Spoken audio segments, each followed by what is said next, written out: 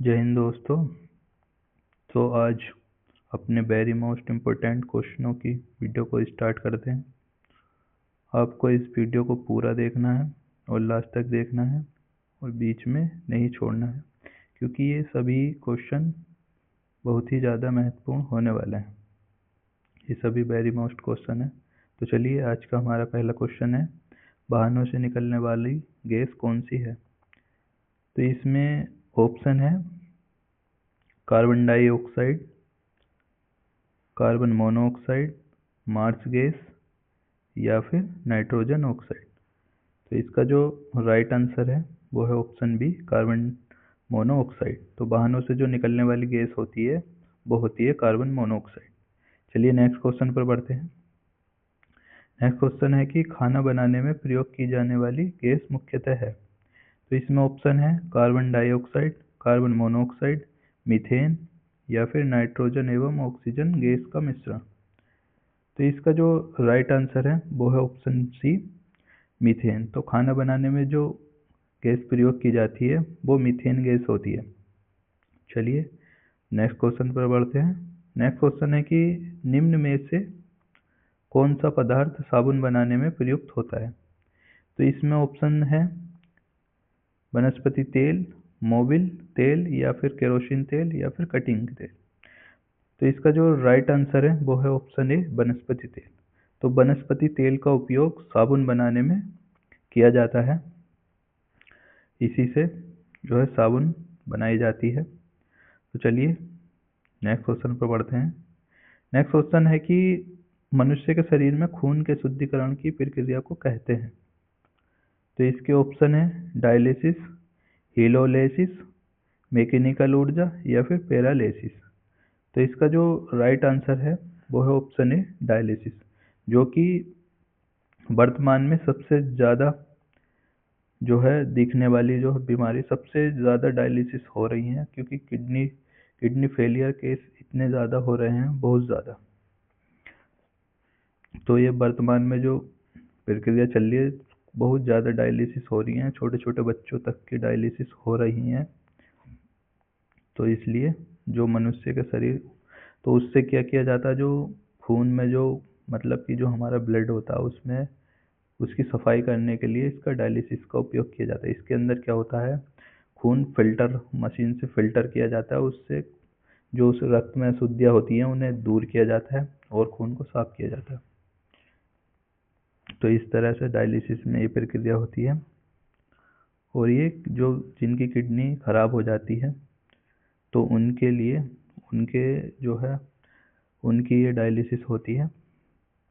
तो चलिए इसी प्रकार अब नेक्स्ट क्वेश्चन पर बढ़ते हैं। नेक्स्ट क्वेश्चन है कि विटामिन जो खट्टे फलों में पाया जाता है तथा चर्म को स्वस्थ रखने में ज़रूरी होता है। तो इसमें इसके जो ऑप्शन है वो है vitamin A, vitamin B, vitamin C, vitamin D. तो इसका जो राइट आंसर है वो है option C, vitamin C. Option B C और विटामिन बी सी। तो जो खट्टे फलों में विटामिन पाया जाता है वो होता है विटामिन सी। जैसे आंवला हुआ, नींबू हुआ, इस तरह के संतरा, इस तरह के जो खट्टे फल होते हैं तो उसमें सामान्यतः विटामिन पाया ही जाता है। चलिए अब नेक्स्ट क्वेश्चन पर बैठते हैं।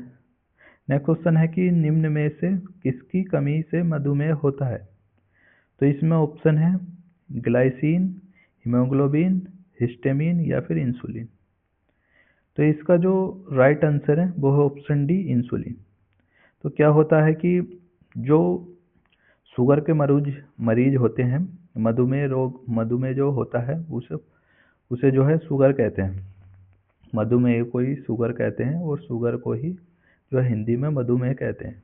तो इस रोग में क्या होता है कि उन्हें, जो शुगर के मरीज होते हैं उन्हें इंजेक्शन लगवाना पड़ता है, और वो जो इंजेक्शन होता है वो इंसुलिन का ही होता है। वो इंसुलिन का इंजेक्शन लगाते हैं, जिससे क्या होता है कि उनके जो शरीर में जो ग्लूकोज की मात्रा बढ़ जाती है, तो उसे जो है ना वो इंसुलिन कम कर देता है। तो क्या होता है कि, तो इस तरह से जो मधुमेह जो होता है वो इंसुलिन की कमी से होता है। अब नेक्स्ट क्वेश्चन पर बढ़ते हैं। नेक्स्ट क्वेश्चन है कि यह है कि पौधों एवं पेड़ों का खाना तैयार करने की प्रक्रिया कहलाती है। तो इसमें इसके जो ऑप्शन है वो है कार्बोहाइड्रेलेसिस, तो और दूसरा है मेटाबॉलिक सिंथेसिस, और ऑप्शन सी है फोटोसेंसिटाइजेशन या फिर फोटोसिंथेसिस। तो इसका जो राइट आंसर है वो है ऑप्शन डी, फोटोसिंथेसिस। तो जो पेड़ पौधे होते हैं उनका खाना तैयार करने की जो प्रक्रिया है वो फोटोसिंथेसिस कहलाती है। तो इस तरह से ऑप्शन डी राइट आंसर हो गया इसका। अब नेक्स्ट क्वेश्चन है कि जैविक सिस्टम में रासायनिक क्रिया की प्रक्रिया को तेज करने के लिए उत्तरदायी पदार्थ है। तो इसमें ऑप्शन है बैक्टीरिया, डीएनए, एंजाइम या फिर इंसुलिन। तो इसका जो राइट आंसर है वो है ऑप्शन सी, एंजाइम। अब नेक्स्ट क्वेश्चन पर बढ़ते हैं। नेक्स्ट क्वेश्चन है कि प्रथम भारतीय उपग्रह आर्यभट्ट कब छोड़ा गया था।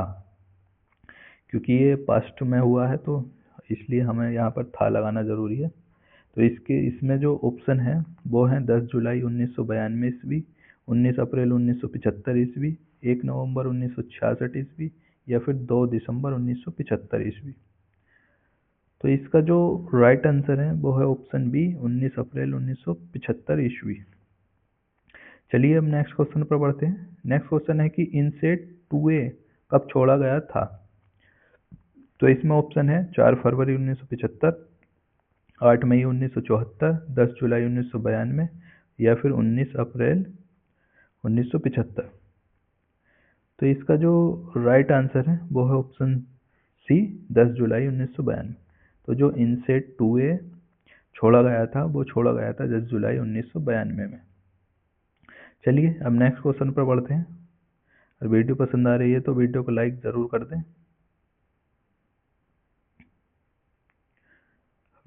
और वीडियो में जो है कमेंट भी ज़रूर किया करें, क्योंकि कमेंट से फीडबैक का पता चलता है। चलिए हमारा नेक्स्ट क्वेश्चन आ चुका है। ये है कि पानी का घनत्व अधिकतम होता है। तो इसमें ऑप्शन है 4 डिग्री सेल्सियस पर, 4 डिग्री केल्विन पर या फिर -4 डिग्री फ़ारेनहाइट पर या फिर -4 डिग्री सेल्सियस पर। तो इसका जो राइट आंसर है वो है ऑप्शन ए, 4 डिग्री सेल्सियस पर। तो क्या होता है कि जब तापमान को जो है जितना घटाया जाता है उतना जो है ना उसका घनत्व जो कम होता है। तो इस तरह से क्या होता है कि उसका घनत्व जो है तापमान घटाएंगे तो उसका घनत्व जो है बढ़ता चला जाएगा पानी का। लेकिन क्या होता है कि जब 4 डिग्री सेल्सियस पर आकर उसका घनत्व सबसे अधिक हो जाता है, अगर इससे नीचे अगर हम -3 या -2 या 0 पर करेंगे तो उसका क्या होता है कि घनत्व फिर कम होने लगता है। सबसे अधिक जो होता है वो क्या होता है, वो 4 डिग्री सेल्सियस पर उसका घनत्व होता है। इसके बाद अगर हम देखते हैं तो उसका घनत्व जो है कम होने लगता है बर्फ पानी का, क्योंकि उसके बाद वो बन जाता है ना बर्फ। तो इस तरह से इसका ऑप्शन ए राइट आंसर हो गया, 4 डिग्री सेल्सियस पर पानी का घनत्व अधिकतम होता है। अब नेक्स्ट क्वेश्चन है कि दाढ़ी बनाने के लिए काम में लाते हैं। तो इसमें ऑप्शन है अवतल दर्पण, समतल दर्पण, उत्तल दर्पण या फिर इनमें से कोई नहीं। तो इसका जो राइट आंसर है वो है ऑप्शन ए, अवतल दर्पण। चलिए नेक्स्ट क्वेश्चन पर बढ़ते हैं। नेक्स्ट क्वेश्चन है कि दोपहर के 12 बजे किस दिशा में इंद्रधनुष दिखाई देता है। तो इसमें ऑप्शन है पश्चिम में, दक्षिण में, पूर्व में या फिर यह नहीं दिखाई पड़ेगा, यानी कहीं भी नहीं दिखाई पड़ेगा। तो इसका जो राइट आंसर है वो है ऑप्शन डी, यह नहीं दिखाई पड़ेगा। तो इस तरह से ऑप्शन डी राइट आंसर हो गया। अब नेक्स्ट क्वेश्चन पर बढ़ते हैं। नेक्स्ट क्वेश्चन है कि दूरदृष्टि निवारण के लिए काम में लेते हैं। तो इसमें ऑप्शन है अवतल लेंस, उत्तल दर्पण, उत्तल लेंस या फिर अवतल दर्पण।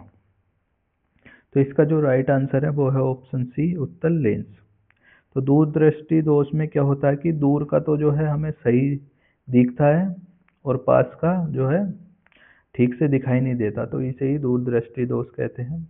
इसमें बहुत ज़्यादा कंफ्यूजन रहता है कि दूरदृष्टि दोष, तो इसमें दूरदृष्टि दोष में क्या होता है कि पास का सही दिखता है, मतलब कि पास का खराब दिखता है और जो है दूर का सही दिखता है। अगर हम निकट दृष्टि दोष की बात करें तो उसमें क्या होता है कि निकट का सही दिखता है और दूर का जो है ठीक से दिखाई नहीं देता।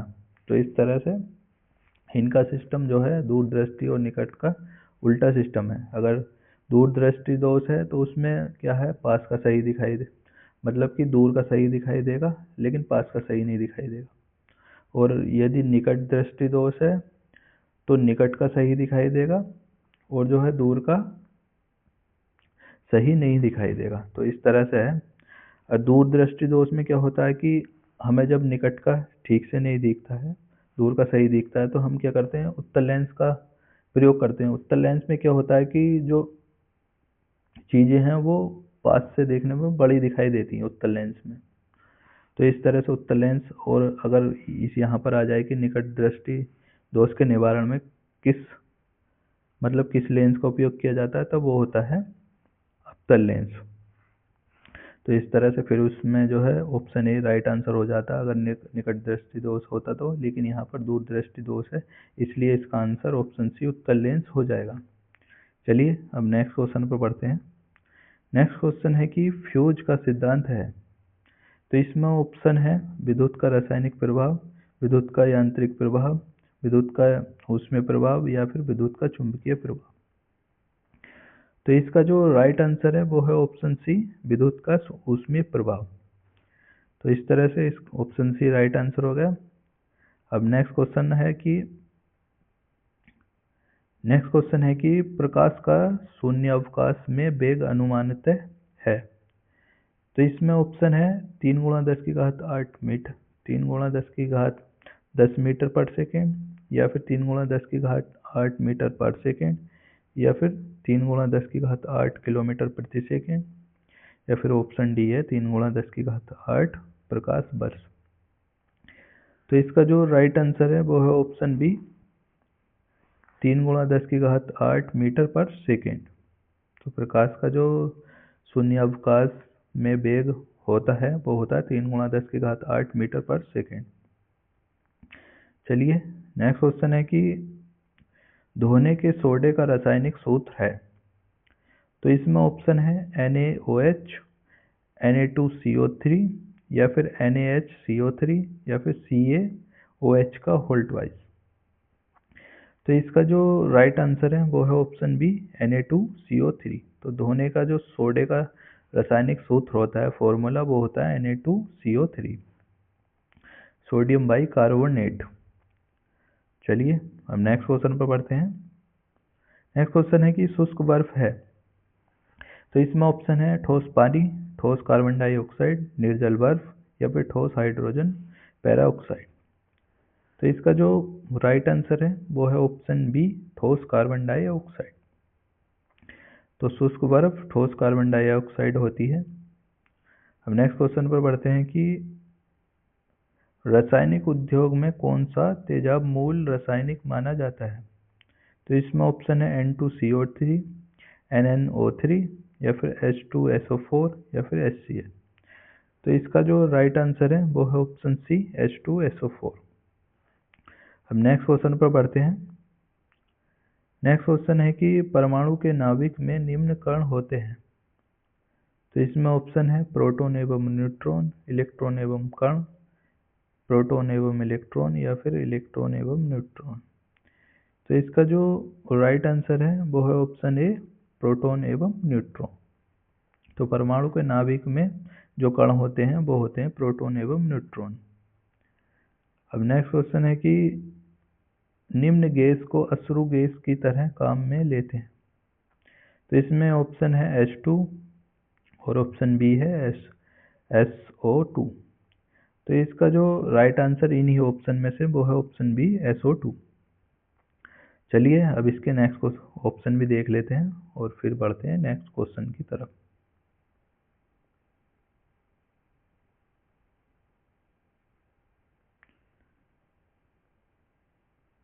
इसके नेक्स्ट ऑप्शन थे N2 और ऑप्शन डी था Cl2।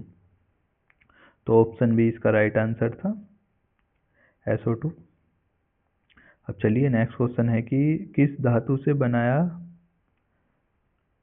बनाया हवाई जहाज तथा रेल डिब्बे में पुर्जे के काम में लिया जाता है। तो इसमें ये क्वेश्चन कह रहा है कि किस धातु से बनाया गया हवाई जहाज तथा रेल के डिब्बों में पुर्जे के काम में लिया जाता है, यानी किस धातु से जो है हवाई जहाज बनाया जाता है और रेल के जो डिब्बे के पुर्जे हैं उन्हें बनाने के काम में लिया जाता है, तो वो धातु कौन सी है। तो इसमें ऑप्शन है तांबा, लोहा, एल्युमिनियम या फिर इनमें से कोई नहीं। तो इसका जो राइट आंसर है वो है ऑप्शन सी, एल्युमिनियम। तो जो हवाई जहाज और डिब्बे के पुर्जे बनाने में काम में ली जाने वाली धातु है वो है एल्युमिनियम। अब नेक्स्ट क्वेश्चन है कि आंतों में रोग के निदान में निम्न किरणों का उपयोग किया जाता है। तो इसमें ऑप्शन है एक्स किरणों का, अल्फा किरणों का, बीटा किरणों का या फिर गामा किरणों का। तो इसका जो राइट आंसर है वो है ऑप्शन ए, एक्स किरणों का। तो आंतों में रोग के निदान के लिए एक्स किरणों का उपयोग किया जाता है। अब नेक्स्ट क्वेश्चन है कि प्रयोगशाला में सर्वप्रथम डीएनए का संश्लेषण किया था। तो इसमें ऑप्शन है मिलर ने, खुराना ने, डी ब्रिज ने या फिर केल्विन ने। तो इसका जो राइट आंसर है वो है ऑप्शन बी, खुराना ने। तो प्रयोगशाला में जो सबसे पहले डीएनए का संश्लेषण किया था वो खुराना ने किया था। चलिए इसी के साथ नेक्स्ट क्वेश्चन पर बढ़ते हैं। नेक्स्ट क्वेश्चन है कि जैव विकास को सर्वप्रथम किसने समझाया। तो इसमें ऑप्शन है न्यूटन ने, आइंस्टीन ने, चार्ल्स डार्विन ने या फिर लेमार्क ने।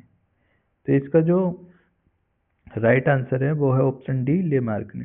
तो जैव विकास को जो सबसे पहले समझाया था वो लेमार्क ने समझाया था। चलिए अब नेक्स्ट क्वेश्चन पर बढ़ते हैं। नेक्स्ट क्वेश्चन है कि प्रकाश संश्लेषण के लिए कौन सी गैस आवश्यक है। तो इसमें ऑप्शन है O2, CO, N2 या फिर CO2। तो इसका जो राइट आंसर है वो ऑप्शन डी, CO2। यानी कि प्रकाश संश्लेषण के लिए CO2 गैस की आवश्यकता होती है। अगर CO2 गैस न मिले पेड़ पौधों को तो वो प्रकाश संश्लेषण नहीं कर पाएंगे, जिससे क्या होगा, वो अपने लिए जो भोजन नहीं बना पाएंगे, जो उनका भोजन होता है पेड़ों के लिए। और जब वो नहीं बना पाएंगे तो वो धीरे धीरे मरने लगेंगे, तो ऑक्सीजन भी नहीं जो है छोड़ पाएंगे वो कन्वर्ट करके। तो इससे क्या होगा कि पेड़ पौधे नष्ट हो जाएंगे, तो ऑक्सीजन लेवल कम होगा। ऑक्सीजन लेवल कम होगा तो फिर जो मनुष्य हैं उन्हें ऑक्सीजन नहीं मिलेगी। ऑक्सीजन नहीं मिलेगी तो क्या होगा कि फिर मनुष्य की मृत्यु होनी स्टार्ट हो जाएगी। तो इस तरह से अगर एक भी चीज़ अगर डिस्टर्ब होती है तो प्रकृति का जो सर्किल है वो डिस्टर्ब हो जाता है, जिसके कारण क्या होता है कि पूरा सर्किल गड़बड़ होने से क्या होता है, प्रत्येक जो है प्रजाति है उस पर उसका असर होता है, अफेक्ट पड़ता है। तो इसलिए जितने भी प्रकृति की चीज़ें हैं, जीव जंतु, सभी का अपना अपना महत्व है। तो अगर किसी को भी हम नष्ट कर देते हैं तो क्या होता है कि पूरा सर्किल गड़बड़ होने से पूरी जो है जितनी भी जो ये प्राकृतिक चीज़ें हैं वो धीरे धीरे नष्ट होनी स्टार्ट हो जाएंगी सभी। चलिए अब नेक्स्ट क्वेश्चन पर बढ़ते हैं। नेक्स्ट क्वेश्चन है कि निम्न रक्त वर्ग सार्वत्रिक दाता होता है, यानी कि इसका मतलब है कि कौन सा वर्ग सर्वदाता होता है। तो इसमें ऑप्शन है बी, ओ, ए या फिर ए बी। तो इसका जो राइट आंसर है वो है ऑप्शन बी, ओ। तो ओ जो वर्ग होता है ब्लड ग्रुप, तो वो क्या होता है, वो सर्वदाता होता है, सर्वदाता होता है वो। अब नेक्स्ट क्वेश्चन है कि पुरुष जीन संगठन होता है। तो इसमें ऑप्शन है XX, एक्स बाई एक्स या फिर बाई। तो इसका जो राइट आंसर है वो है ऑप्शन बी एक्स बाई। तो इस तरह से ऑप्शन बी इसका राइट आंसर हो गया एक्स बाई। इसमें क्या होता है कि एक्स वाई होता है पुरुष के लिए और एक्स एक्स होता है महिला के लिए। यदि एक्स वाई है तो समझ लो वो लड़का है, और अगर एक्स एक्स है तो समझ लो लड़की। तो इस तरह से इनका जो है जीन का संगठन होता है। अब चलिए नेक्स्ट क्वेश्चन पर बढ़ते हैं।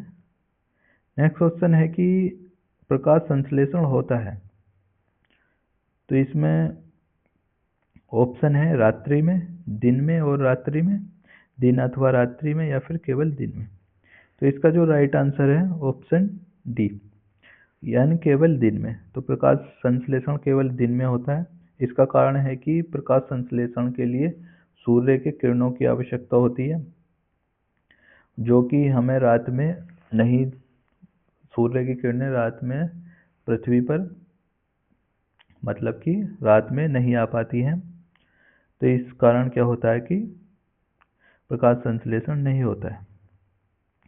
अगर धूप पड़ती है तो उससे प्रकाश संश्लेषण होता है। प्रकाश संश्लेषण से क्या होता है कि फिर वो ऑक्सीजन रिलीज करते हैं जो पेड़ पौधे होते हैं। अब चलिए नेक्स्ट क्वेश्चन पर पढ़ते हैं। नेक्स्ट क्वेश्चन है कि प्रकाश विकिरण की प्रकृति होती है। तो इसके ऑप्शन है तरंग के समान, कण के समान, तरंग एवं कण के समान, तरंग एवं कण, या फिर किसी के समान नहीं। तो इसका जो राइट आंसर है वो है ऑप्शन सी, तरंग एवं कण के समान। तो प्रकाश विकिरण की जो प्रकृति होती है वो होती है तरंग एवं कण के समान। चलिए इसी के साथ नेक्स्ट क्वेश्चन पर बढ़ते हैं। नेक्स्ट क्वेश्चन है कि सूर्य के प्रकाश को धरती की सतह पर पहुंचने में लगने वाला समय है। तो ये लगभग में बताना है। तो इसमें ऑप्शन दिए हुए हैं 4.2 सेकेंड, 4.8 सेकेंड, 8.3 मिनट, या फिर 3.6 घंटे। तो इसका जो राइट आंसर है वो है ऑप्शन सी, 8.3 मिनट, यानी कि 8.3 मिनट सूर्य के प्रकाश को धरती तक पहुंचने में लगते हैं। चलिए नेक्स्ट क्वेश्चन पर बढ़ते हैं। नेक्स्ट क्वेश्चन है कि ध्वनि का वायु वेग अनुमानतः है। तो ध्वनि का जो वेग होता है वो कितना अनुमानित होता है। तो इसमें ऑप्शन है 10 किलोमीटर प्रति सेकेंड, 332 मीटर पर सेकेंड, 10 मील प्रति मिनट, या फिर 3 × 10⁻10 सेंटीमीटर प्रति सेकेंड। तो इसका जो राइट आंसर है वो है ऑप्शन बी, 332 मीटर पर सेकेंड। तो ध्वनि का जो वेग होता है वो अनुमानित 332 मीटर पर सेकेंड होता है। तो आज के क्वेश्चन हमारे यहीं पर समाप्त होते हैं। वीडियो पसंद आई तो इसे लाइक करें और वीडियो में कमेंट ज़रूर करें वीडियो आपको कैसी लगी। तो चलिए फिर मिलते हैं किसी नेक्स्ट वीडियो में। तब तक के लिए जय हिंद, जय भारत।